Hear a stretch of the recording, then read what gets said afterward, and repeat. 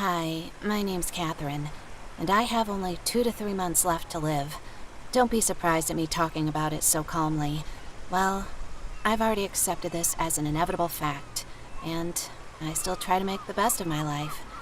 But 6 months ago, I was so desperate, and that's because my husband left me with 4 small kids. How did it all happen? This is exactly what I'm going to tell you about. Make sure you watch this video to the end and don't forget to like it. Me and Thomas met at drama school. I went to study there straight out of high school. I studied acting my first year. Thomas was studying to be a director, and he was a fourth-year student. Thomas came up to me with a cocktail at a college party. He introduced himself, and we started talking. It turned out we had some mutual acquaintances, and we both lived in the dorms. We started talking, and we often crossed paths during our studies. A couple of months later, we started dating. The age difference didn't bother us. We liked each other and had a lot of fun together. A month later, we somehow persuaded the student dorm manager to put us in one room together. I mean, the magic bills in the envelope really worked, and we had our first home together. My friend said our relationship was developing too fast. We barely just met. We didn't know each other very well, and now we've moved in together. But Thomas and I didn't want to leave each other for a minute, so we didn't listen to anyone's opinion. And then I got pregnant. It was the end of the first year. I was preparing for the final performance, which was like an exam. I had a lot of rehearsals. I had to memorize a lot of text and work on my part, and no one canceled other exams. I thought I was feeling lethargic because I was always tired and I wasn't getting enough sleep. I thought I often felt sick in the morning and vomited because I hadn't eaten home-cooked food for a long time. Thomas and I were always busy, so mostly we ate pizza and fast food. But when the nausea didn't go away and I got seriously worried, a friend of mine advised me to buy a pregnancy test at a pharmacy to immediately exclude this option. But when the test showed 2 stripes, all hell broke loose.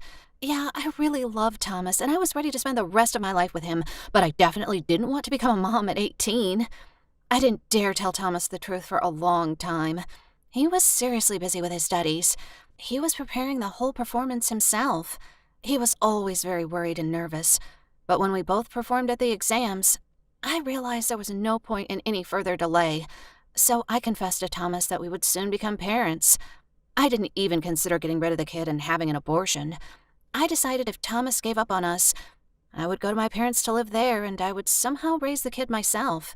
But Thomas didn't refuse.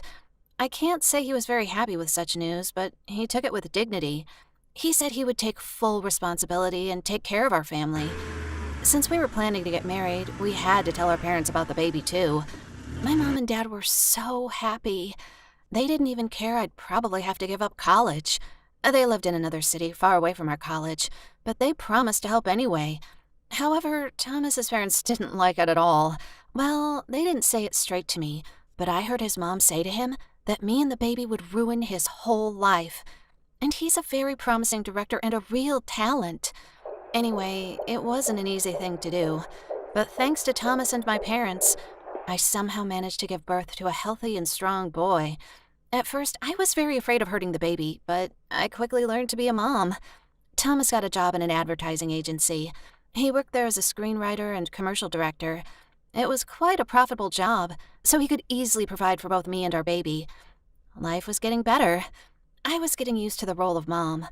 I was happy with my son's first success when he learned to walk. I was so proud of him.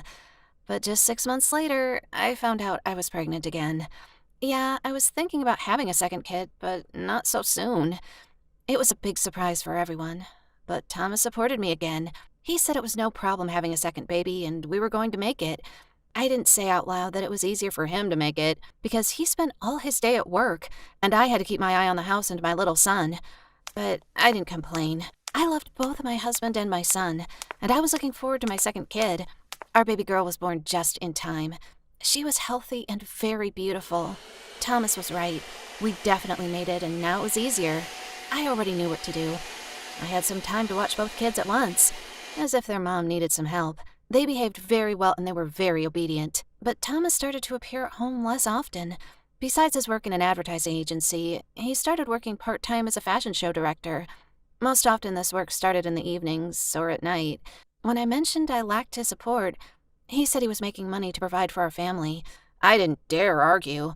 It was a good thing sometimes my mom came to visit me because I could have a little rest. Time flew by. 2 kids grew up very quickly.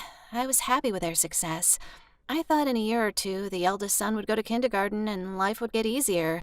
But then, just out of the blue, I was pregnant again. Now Thomas wasn't sure we could handle 3 kids. But I didn't even listen to him. Abortion was not an option. And then we found out it was not just one baby. I was going to give birth to twins. This pregnancy was much more difficult for me than the previous ones.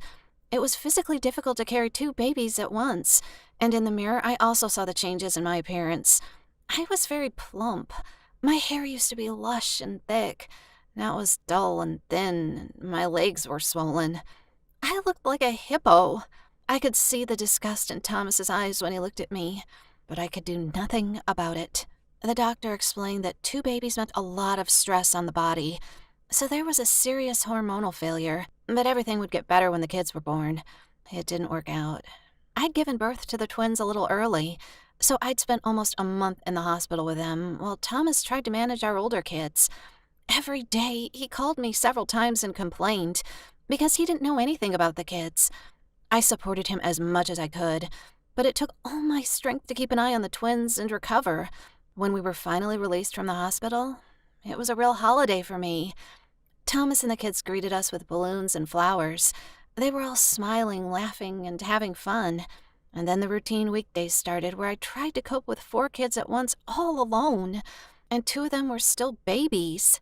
I was so tired I could fall asleep on any surface and in any position, even while I was standing. I had excess weight after the pregnancy, so I moved and did everything very slowly. The kids were always crying. They had me torn, and I didn't notice at all that something was happening to me. One day when Thomas came home from work, I went out to meet him, but suddenly everything swirled before my eyes, and I fainted. I woke up in the hospital. The doctor said I had serious consequences after childbirth, like hormonal disorders that can cause serious diseases. The doctor insisted I stay in the hospital, but how could I leave the kids? Thomas couldn't handle them. I called my mom and asked her to help us. Thank God she happily agreed. Thomas also exhaled when he realized he wouldn't have to deal with 4 kids alone. On the 3rd day of my stay in the hospital, my mom called me and said Thomas hadn't come home for the 3rd night. She couldn't reach his phone. I was really scared. I ran away from the hospital and I went to look for him at his working places. Thomas's colleagues gave me surprised and sympathetic looks. It turned out Thomas had told everyone 6 months ago he divorced me so that he could safely date another girl at work. He went away with her on vacation. She was one of the models from his agency. It was a real blow to me. I couldn't believe it. Thomas had been cheating on me all this time. Plus, he'd left me and the kids at the very difficult moment while I was in the hospital. I went home and I told my mom everything. I started crying. I didn't understand how to live on when I had no husband, no education, no job. After I'd been crying for a day, I decided it's no use crying over spilt milk. I had to look for some job and what to do for a living. And then a new shock. The doctor called me and said he had bad news for me. The tests showed I had cancer symptoms.